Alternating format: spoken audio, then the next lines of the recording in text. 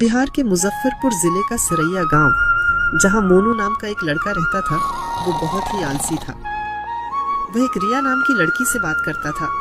उसका बहुत दिनों से एक सपना था कि वो रिया के साथ मुजफ्फरपुर का आइकन प्लाजा मॉल घूमने जाए, लेकिन पैसे न होने कारण उसका सपना ही रह जाता है।